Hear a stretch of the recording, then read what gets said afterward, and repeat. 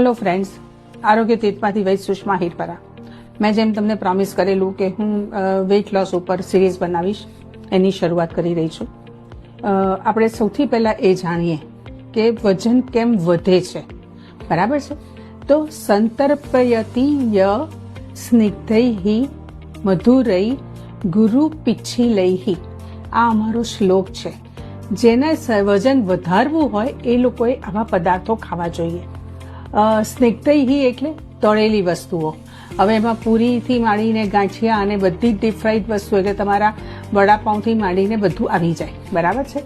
પછી મધુરૈ, મીઠાઈઓ, ગળી વસ્તુઓ, ગોળ ખાંડની બનાવટોવાળી બધી જ વસ્તુઓ. બરાબર?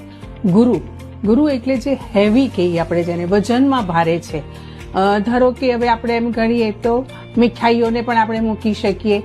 પછી માત્રામાં પણ વધારે જે ખવાય ને એ પણ ગુરુ થઈ જાય, એટલે એ પણ ગણવાની.